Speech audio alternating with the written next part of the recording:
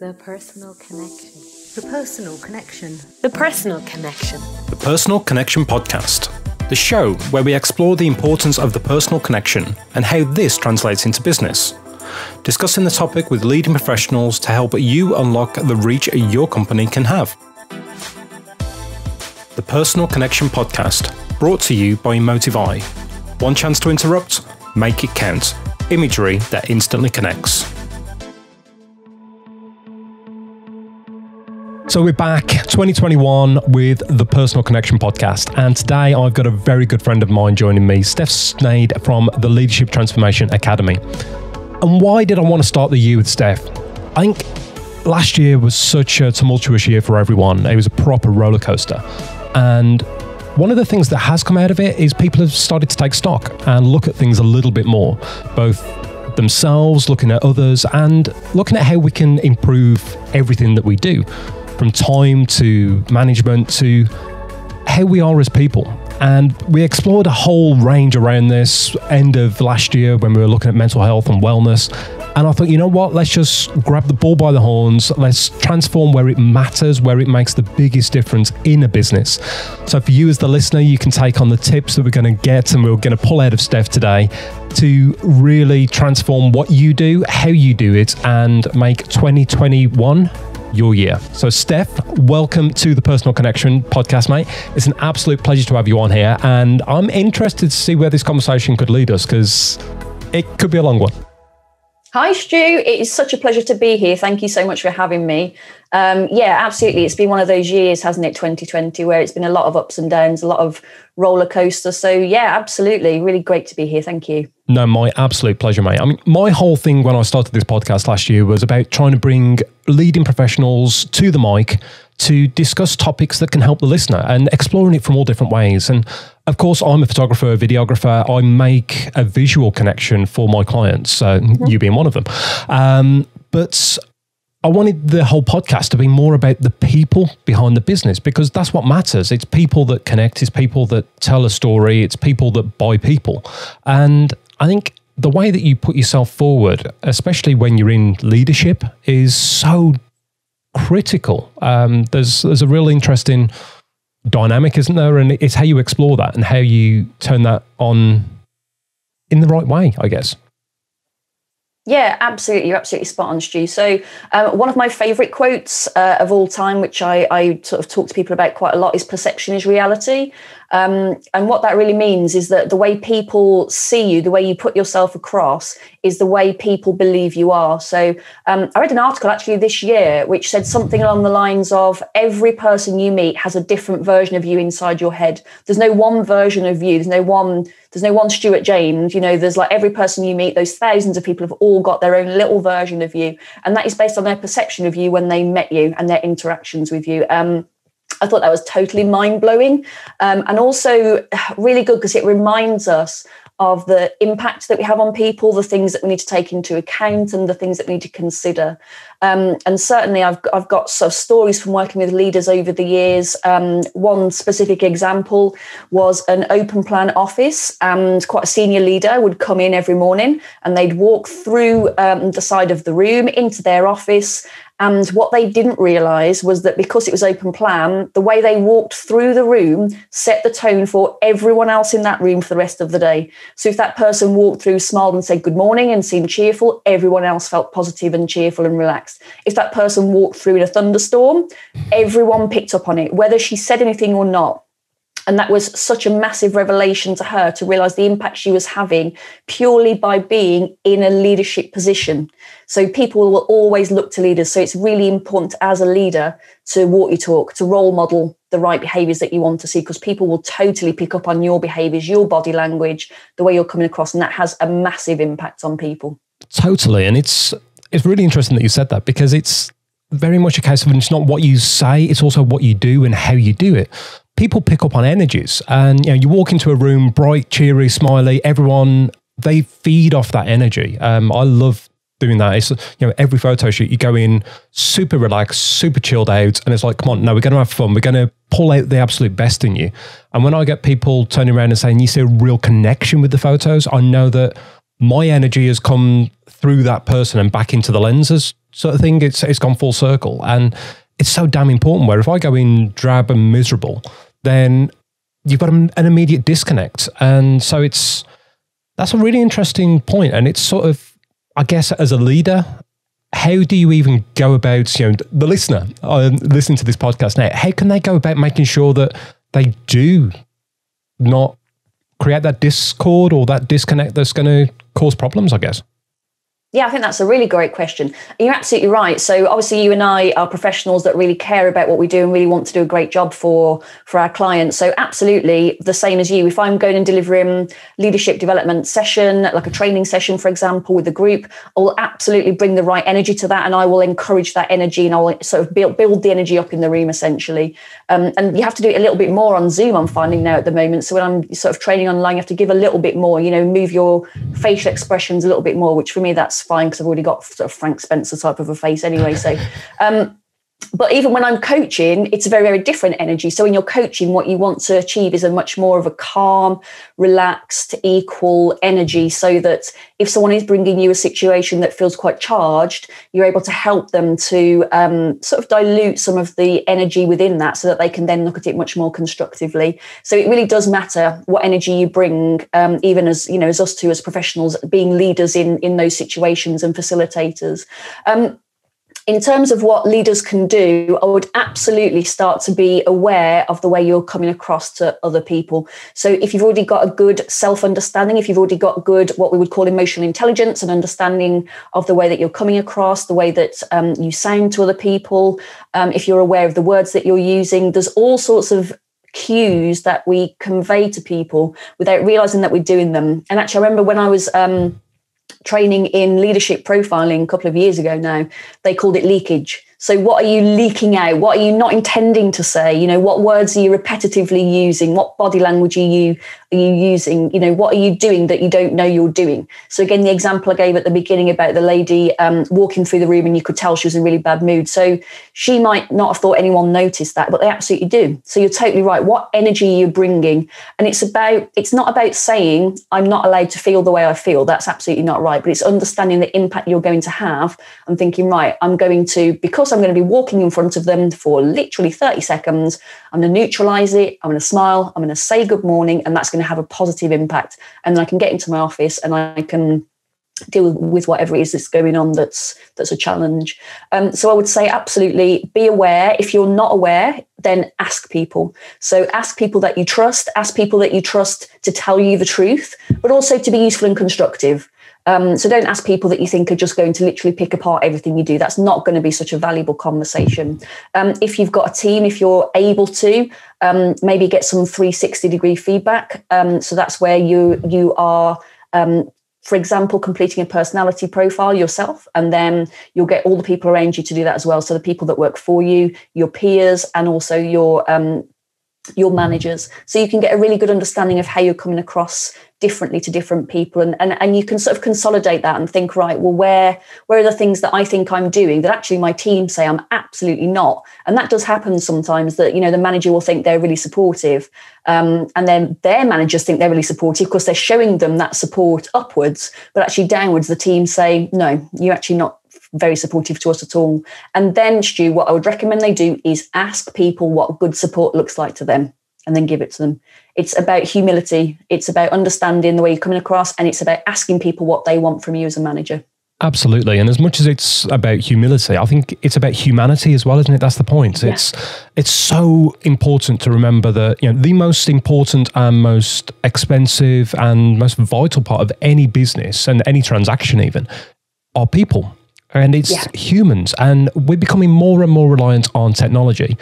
But in a way, that's creating that real disconnect. And I think as businesses and as leaders, as business owners, we've got to be so aware of that now and break it down. You mentioned it with leading your courses over Zoom. It's so interesting, the different dynamic that you do get across that. And that is, you're still talking to them directly, but because you've got that physical disconnection, you've got to go above and beyond. So you've got to do that in everything you do, really, and make a real difference. And I think, as you say, approach things in a different way. Act if you need to for 30 seconds of that day, the same as you do if when you pick up the phone, you don't pick up the phone in a grump if you've just been, having a strop about something's not been going well. You pick it up bright and cheery. So carry that same sort of energy forward. Treat others how you expect to be treated. It's not rocket science, but I think, as you say, when you're in that separated and disconnected position, I think it's good to be reminded of it. And there's certainly some interesting tools that you've already just started to scratch the surface of there that you can do when you're looking at working with teams. Yeah, fantastic. And I think I'd take your point there about treat people the way you'd want to be treated. And I'd say as a leader, you can build on that. So absolutely, it's a great starting point, treat people how you would like to be treated. But a build on that would be to understand what they want more from you. So it's about that understanding that everyone's incredibly different. So I've been doing some exercises this week with a leadership group that I'm training with on, for example, understanding their values and beliefs. And for example, a lot of them said, our top value is the same. Our top value is to have a happy life. And that's great. Yeah, a lot of people would say that would be a really key value for them. But what does that specifically mean for you? So my idea of a happy life is going to look completely different to your idea of a happy life. So it's about really starting to unpick it and understand the individual differences that come with people, like you say, that humanity. And the fact of the matter is, as a psychologist, that everyone is very, very different. And I think when you're not familiar with that idea, that seems really alien. So again, one of the tips I would give to people is understand more about yourself, absolutely, and then use that as your sort of yardstick to help you understand more about other people. So if, for example, I know that I'm really demonstrative. I wave my arms around a lot. I use a lot of facial expressions. People can generally sort of tell how I'm feeling from my body language and my expressions. So let's say, for argument's sake, I'm a 10 on that scale of being demonstrative. I have to understand if I'm a 10, someone else is a 1. So then I can think to myself, right, what will that look like? Because if I'm interacting with a team member of mine that's a 1, they're absolutely not going to want me to come in as a 10. So as I say, coming back to your point, absolutely starting point will be treat them as I want to be treated. But the next level on from that will be to understand what they want from me. And this is where I'd absolutely encourage managers. If you can work some of those things out, fantastic. If you can't work them out, ask the question. So again, if you're doing some one-to-ones with them, a great question, and actually I think it's a great interview question, is to ask, how do you like to be managed? What works best for you? What gets the best out of you? And how can I help and support you in that way? And then it's about understanding that could be really different from 1, what you want and how you would like to be managed, and 2, from the rest of your team. And actually my very first role as a manager, as a team leader, what I found was that I'd got 10 people working for me and there were 10 completely different people. So I knew I needed to use completely different approaches for each of them. And actually that's what, that's what led me to becoming a psychologist, was that I naturally would understand that. But if that's a new concept to you, just start asking them, and again, think about those scales. Scales are a really simple way to sort of place an idea around it so that you can then work your way back and forwards on those scales to adapt your behaviour as and when you need to. And it's also about, when you're thinking about individual development, it's understanding that if you've got someone who's a 1, let's say they can develop, absolutely they can, if they want to, not because you want them to, because they want to. They might be able to develop a couple of points. They're never going to be a 10. Okay, and vice versa. If you've got something that you're doing, you're never going to be able to dial it back to a 1 if you're a 10. So I think that's a really useful way that people can start to understand the differences between people. And then, of course, once you know the differences, you can start to adapt your behaviour to get the best out of those people and support them in the best way for them. Absolutely. And I mean, you mentioning about how do you want to be managed? I know full well I would be unmanageable because I've been in my own little cocoon for my whole life, essentially, and my whole working life. But understanding, I mean, you say there, like a team of 10 people, you've got 10 different ways you've got to approach it. Yeah. And unless you realize that and then start to understand it, how the hell do you make a difference, and that's where you need to come in. So we didn't start off the conversation by talking about your background and where you've got the provenance to be able to talk about all this. So what led you here? And you sort of scratched on it a little bit there by saying with heading into psychology, but where have you come from to be now leading this amazing program to really transform leaders in an effective way? Great question, Stu. So my early career was customer services. So I sort of finished my A-levels in things like art and English literature and media studies and thought, I don't know what I want to do with my life. I don't want to go to university and just mess around and then not do anything with it. And so I started working. I started working in customer service. It was a good match for me. And coming back to your earlier point about picking up the phone and not showing people the way you're feeling if you're not feeling that good.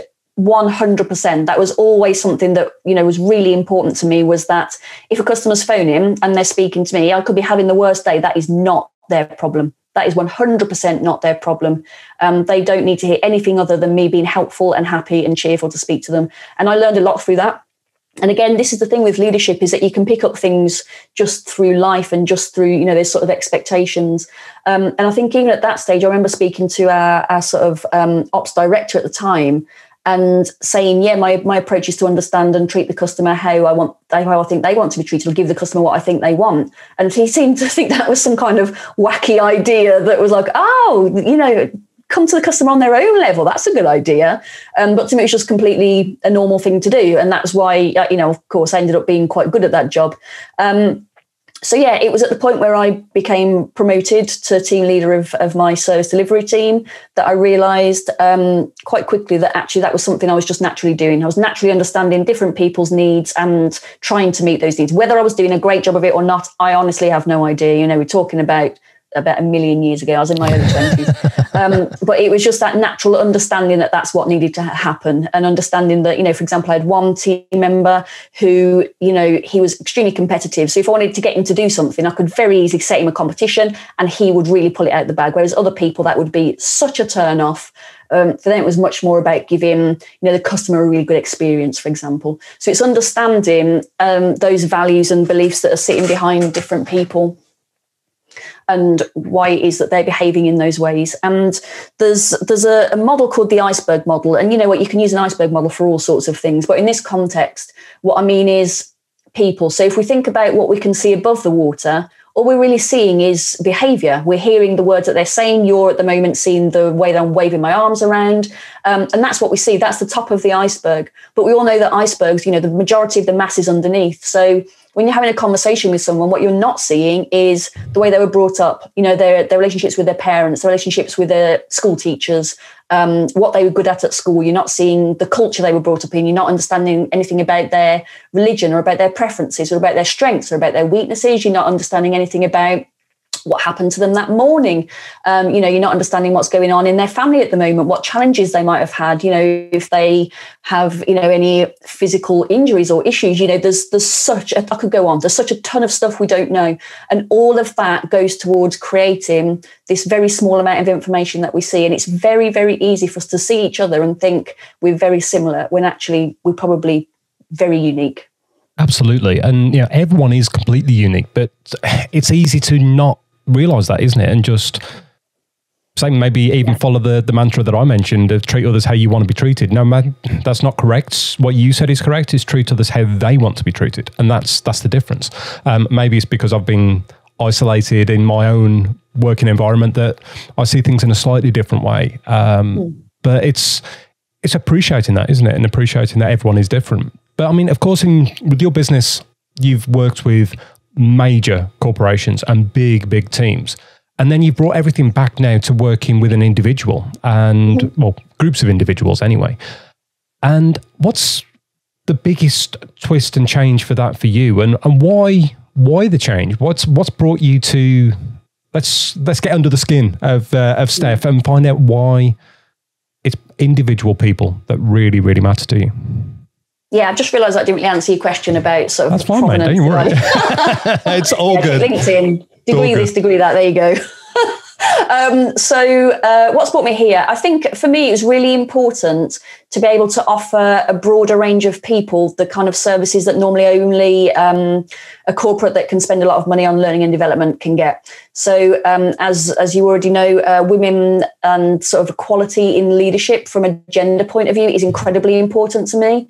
Of course, a lot of that is from personal experience. I've been a woman in a leadership position. I've been brought up through those times. I was an 80s child, so I've seen how the patriarchy works. I've I've been the woman that's been told you're being too emotional when all the men around me are throwing tantrums and chairs at each other and stuff like that. I've worked in lots of male-dominated industries, oil and gas and transport, and I've lived those, sort of comments that you get and that lack of equality. And also I have lived and learned about how I, as a woman in a leadership role, have behaved when I didn't really think there was any other way than to behave exactly the same as my male peers. And I was absolutely on side with the idea that, women going and having children, why should they be able to come back to the same role? And, I was 100% on board with all of, what we think now is that sort of, quite patriarchal approach. And, I always behaved as a leader in the way that I saw role modeled to me, which was a male approach. It was quite assertive, quite domineering, and the thing is, of course, we know now from the research that people do think of managers and think of those kind of qualities which are typically associated with men, but also that the research also shows us that people don't like to see women portraying those behaviours, which leaves us with a bit of a catch-22, really.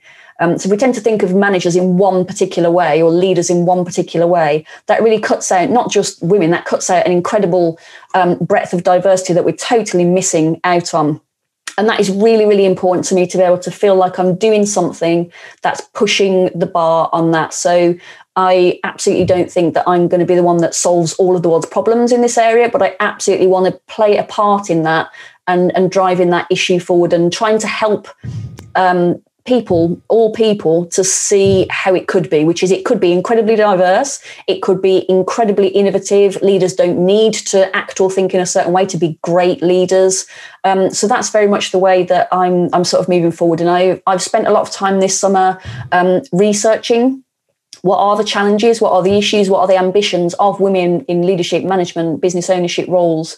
And that's essentially what I've designed my Leadership Transformation Academy around, is understanding those specific challenges of those women. And certainly, again, the research shows us that quite tailored leadership development programs work really well. So if we know that leaders generally have one particular problem, then absolutely, let's do completely mixed groups. But certainly I'm finding some particular challenges that seem to be a little bit more unique to women. So absolutely, that's the way I've designed my academy, so that I'm actually addressing all of those particular challenges and the things that they're saying to me they find really important and they find really difficult. Absolutely. And I think everything that you've said there wouldn't come as a surprise. We know that women in leadership is still a minority. If look at the top FTSE 100 companies, and the stats are so small. It's a hell of a lot better than it was, but it's still incredibly small. And it's realizing that we've still got a long way to go. I explored it last month where we were talking about mental health, and it was, we're better than we were, but we're not there yet. We will always need to strive and change and try and improve. And as you say, as one woman running one business, you're not going to change the world. But if you could change the world for the people you work with, that's what matters. And that's key for me. It's one of my favorite sayings is, or favorite sort of ideas is, you can really make someone's day by the way that you treat them in 3-5 seconds, whatever, just that one interaction with them. And you don't realize it. And if you do that same thing on a bigger scale and you transform these women who work with you in leadership roles, it could be that start of a catalyst that could snowball. And let's hope it does have that effect, mate, because I know you're coming from a really authentic place. And you've said, and it's in your roadmap, that people don't leave jobs because they're bad jobs. They leave because of bad bosses. So it's coming back to that whole point. It doesn't matter whether you're a man, you're a woman, whatever, who's the leader. If you're not doing it right because of whatever reasons, you will lose your team. And looking after your team is so damned important. I explored it with Chris of Lumion, who's a good friend of ours, and the power of their platform and how that can really deep dive into what individuals are feeling. And so you can better invest in your people. But I think as a leader, you should take that as a massive responsibility, that investing in yourself allows you to better invest in your people, if that sort of makes sense. I hope it makes sense to the listener anyway. My whole point is if you get yourself to be better, you can deliver more for the people that you're working with. Stuart, I think it 100% makes sense. So, and I think we're in an age now where it's very difficult to say that there's no opportunity to learn and grow and develop ourselves just generally, but, you know, and certainly as a leader. And again, if leaders are fairly new to that kind of role, it's understanding the responsibility and not taking that as, you know, something to massively worry about, but taking that as a massive opportunity for growth. And you're absolutely right. If I can help one person, or if one leader can develop themselves and help one other leader, then they actually go and mentor another 2 leaders. And then those 2 leaders mentor another 2 leaders.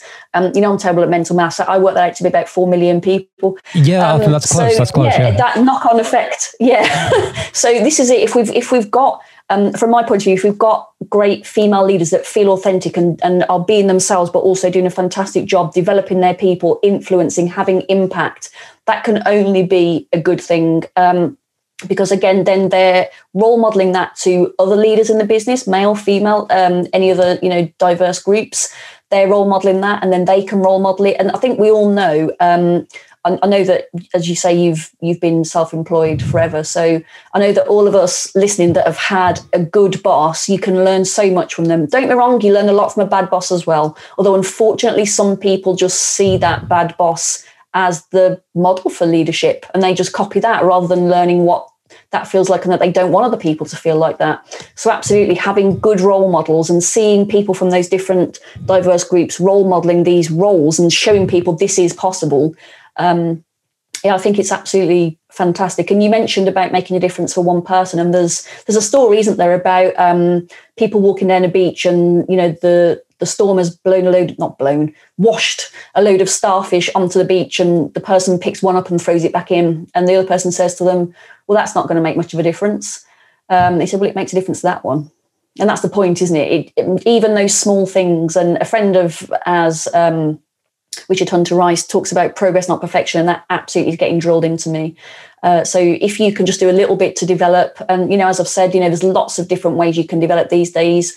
Even if your business isn't looking to put you on a leadership development, you know, there's TED Talks, there's loads of fantastic books around leadership. There are some fantastic groups around leadership. There are lots of different mentors. So absolutely, I think it's for people to go out and help themselves to develop and just do what they can, even if they don't have a lot of funding for it. If they do, then absolutely grab it with both hands and, you know, throw yourself into it. You know, the more you can develop yourself, the more you're going to feel confident as a leader, the more you're going to feel that you're being impactful, the more influence you're going to have, the more people are going to look up to you. It can only be a good thing. Absolutely. And you're throwing so many wicked buzzwords there. You know, it's impact is the biggest thing for me. You know, I always say with everything I create for businesses, it's all about being authentic and letting them see through, letting people who see them see through the layers and see through the BS and see them for who they really are, because then you can actually stop them in their tracks and make an impact. And it's that if you come at things from a real true place, if you want to make a difference, you will make a difference. I think it is as simple as that. It's, as you say, there's so many facilities out there now that if you really want to get involved and make a change, you really can. And as you've alluded to as well with your Transformation Academy now, it's not just something that's for these huge corporates. It's something that's available for much smaller businesses to really deep dive. Or individuals. Absolutely, mate. Absolutely. You know, whether it's solopreneurs, those leading small businesses, you know, SME leaders, or indeed, as you say, people coming in from a business, but just wanting to make a difference to themselves because they know then that they're going to improve. Then hell yeah, get on board and, you know, see what it's about. So, I mean, if the listener is a leader, or they know someone who is a leader, especially a woman in leadership, because of course that is your little niche, your little baby right now. Is at the moment, yep. Then how do they start? How can they start making a difference? And, you know, what would even be the process of them looking at working with you or someone like you, really, to develop themselves? Great question, Shu. So over the summer, as I mentioned, I've done a load of research, and the course that I have developed for the Academy is based on 9 modules. So I wanted to boil it down to something that was really straightforward, that could easily be applied by people, that could be picked up at different points. So I wanted to take all of the complexity out of it. And as part of that, I actually created a leadership transformation roadmap. So this is completely free to download. I've designed and developed this purely to be a useful document for anyone in leadership who wants to think about where they are in that journey of their leadership journey, and to improve themselves. So it takes you through sort of set amount of steps. It gives lots of information and ideas of what you can do in there. There are some suggestions, there are some coaching questions, things people to consider. It runs in 3 main phases. So the first one being around authenticity. So understanding yourself is absolutely essential. And when we look at some of the great models of emotional intelligence, so for example, one by Daniel Goleman, it runs in 4 stages. So the first stage is about understanding myself and how I'm behaving. The second stage is understanding how I'm actually behaving externally and how people are seeing me. So absolutely, that is the first part that I would say. Look at yourself, understand your own values, your own beliefs, your own strengths, your own weaknesses, your own development areas, your own personality. That is all going to give you loads of information to work on. And that is going to help you to move to the next stage of emotional intelligence, which is about understanding other people.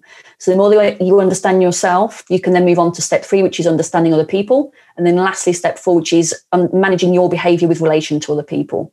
So unless you know yourself, you're never really going to be able to understand others as well as you'd like to. And again, thinking about those scales that I mentioned earlier, understanding if I'm a 10, someone else has got to be a 1, and what that looks like. The next thing that I would suggest they do would be to look at things like resilience, confidence, imposter syndrome. I hear it a lot from men and from women. So think about your own mental, emotional stability. What tools have you got in place? Are they working for you? What else could you add into that? And to sort of build that up and to sort of develop that confidence. Have you got the right people around you that are helping you to build that?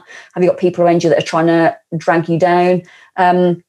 I can't quite remember, as you know, I'm not great with details, so I can't quite remember the quote, but it was something on the lines of surround yourself with people who throw sort of petrol on your dreams, on the fire of your dreams, and throw water on the fire of your anxieties. So absolutely, something I see a lot of people doing is asking people for advice, and they will ask people for advice and then totally take on the opinion of someone whose opinion they really don't care about. Ask the right people. This is what I say about getting feedback from others. Don't just ask anyone, even if you think that what they talk about is a load of rubbish. Invite people whose opinion you value. Invite other leaders who you think are great leaders to give you their opinion. And then the last thing I would suggest would be think about your influencing. What impact are you having? How are you motivating people? How are you helping to develop other people? Think about developing your coaching skills, which is, as you know, what I've just been doing this week. So think about developing coaching skills so that you can then start to help people to develop themselves. And that's a sort of nice little virtuous cycle, I suppose. Yeah, absolutely. And I find it really interesting that it all starts with the person themselves, not about, because I think it could be really easy to think, right, okay, I'm going on this course to become a better leader. That means I'm going to learn how to communicate better. That's just the small part of it at the end, not right back at the very start. It's such a journey. And I think that whole thing of understanding yourself first, it's that classic quote that, you got to love yourself before you can love others. And it's the same with understanding things. And it's admitting that you've got faults, admitting that you've got problems, whether it's getting to be friendly with that chimp on your shoulder, or whether it's just realizing that we're not all perfect, but progress is better than nothing. So, and then once you've appreciated that, you've took that on board, you can then turn around and start putting those same sort of things on everyone else as well, can't you then? I find it absolutely fascinating. I know when I've worked with different people in different fields, whether it's working on mindsets and things, it's always so interesting to work with a professional to understand yourself better. It's one of the best things I've ever done, because it unlocked a lot of things that I didn't even realize were a problem in my mind. But suddenly then it went from being a problem to being an empowerment. And that is bloody awesome, isn't it? It's when you can do that. It's a great coach as well, Stu, that's helped you with that. Absolutely. And that's the point. It's how you develop and work with different people, isn't it? And as a leader, you're working with people all the time, and you're trying, hopefully, to develop them all the time. And if you then, as as a coach can actually, yourself, can go in and make those real differences with people. As we've said, that will then make differences to so many people down the line, which is just an amazing place to be in. And it's certainly something that I hope enough leaders get behind, and we can really start seeing this difference, because there's nothing better than a diverse workforce, is there? And diverse workplace.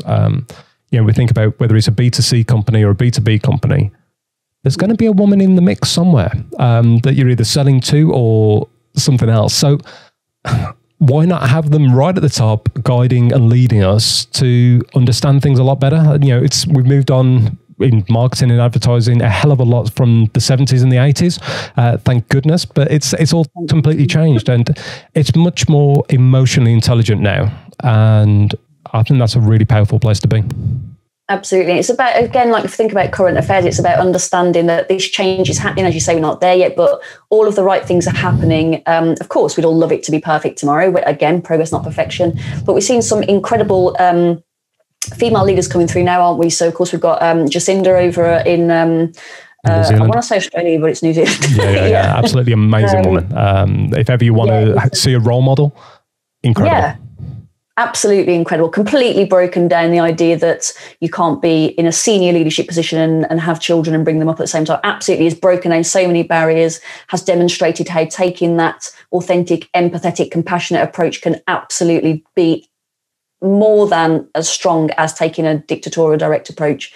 And more and more, obviously, we've got our first female vice president about to join. It's just a really, really exciting time, I think. And I mean, for me, one of my big whys, of course, apart from living it, is understanding the role model that I am to other young women. So I've got a 17-year-old niece. It's really important for me that she sees a woman in leadership roles and sees someone that's helping other people and being authentically themselves, and understands that she's entitled to have boundaries around who she is. She hasn't got to behave in a different way. She hasn't got to behave in a certain style to become a leader, and understanding that those positions are available, that women can run businesses, that women can run countries and massive global corporations. I think that's so important to me. And as you say, that knock-on effect is, she's going to portray that to her friends, etc. And then it just continues rolling on from there. Absolutely. And it's certainly something, if you look at the graphs of change with, the amount of females in leadership roles and in high power roles, it is moving. It's not just a steady graph. It's really starting to climb now. So I think this next decade could be an incredibly interesting one to see that change and see that transformation. And it's an exciting time to be at the point that we're at, that we can be part of it. You leading it, me capturing it. It's exciting times ahead, mate.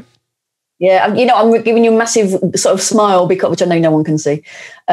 Great for radio. So because I've seen something this morning, which is about the mayor of Paris. I'm sorry, I can't remember her name. She's a lady. And apparently she's been fined, or the office has been fined, for appointing too many female leaders. So we've definitely still got a way to go. But, as you say, there's going to be people like me fighting that cause, and people like you capturing it and putting it out there. Absolutely. Absolutely, mate. And it's not going to be an easy journey. I think we know that. Everything in the world moves, big changes move slowly, and you've got to break down barriers. But as an individual, you're listening to this, and I think there's so much more you can do. That's the point. And if you take everything on board and really do it from an authentic place, then you'll make a hell of a difference to yourself and a hell of a difference to those around you. And that could be enough. You don't have to change the world. It's just improve your little corner of it, and then it will grow out from there. That's the point. It will always diffuse outwards and will be multiplied as well. Let's not go back to talking about our numbers and rates of transmission. I think we had enough of that in 2020. But just think about that sphere of influence that you've got, and just make this your year, and let's have one hell of a year in 21. Totally. Remember, perception is reality. Go out and create that reality for people. Go and give them that perception. Go and role model like a fantastic leader. Absolutely. And put yourself out there. It's people by that authentic connection. And so, put something out there, even if it's not perfect. If it's you, if it's real, if it could help someone, do it from the right point, then jump on board and get excited about what you can achieve this year. So If I was to ask you, Steph, who would be your perfect person listening that you would want to work with? What sort of buzzwords and things should the listener be thinking, damn, yeah, that could be me? What are we looking for? Firstly, is it just women? So it's not just women, but certainly the academy that is going live on the 11th of January, that is specifically for women. So the 11th of January, it's going to be a 90-day program. We're following the 9 steps again, which you can have a look at in the free roadmap if you'd like to go and have a look at that. I think the buzzwords that I would use would be, if you want to feel more confident, you want to feel more resilient, something like that.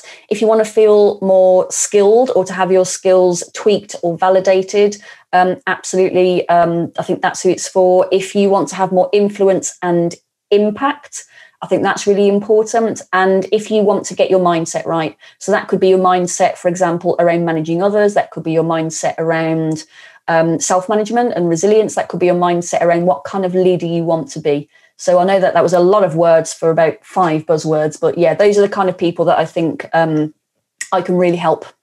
Absolutely. That's brilliant, mate. That's the point. You only need to possibly grab onto 1 or 2 of those words. If that is you listening to this now, get in touch with Steph. And talking about that, how can they best get in touch with you, mate? Where can they find everything that they need to find about working with Steph Snade?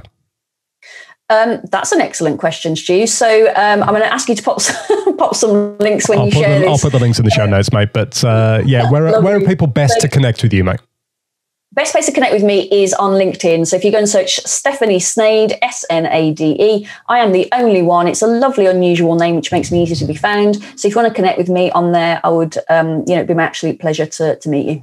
Absolutely. And then in the show notes, I'll put the links to your roadmap that we've mentioned, and we've pointed out some things. I've got it in front of me here. Looks absolutely brilliant. And there's so much information in there to get people started and whet their appetites. So I'll link to that and link to you on other social media as well, so people can dive in on whatever means they prefer to connect with you. But Steph, mate, it's been an absolute pleasure to dive in with this. We could lead on to so many different topics and different ideas, but I think we've hit a sweet spot there for the listener to give a bit of an introduction to working with you. Wonderful. Thank you so much, Stu. And if we've got any female leaders out there that want to be part of a network with other women, I've also got a group over on Facebook called the Leaders Lounge. So if they want to go and join that, it's a private group for female leaders, and they get a bit of support, a bit of networking, and also some training from me. Absolutely brilliant. I love that. Getting the plug in right at the end. What a pro. Steph, absolute pleasure, mate. Thanks very much.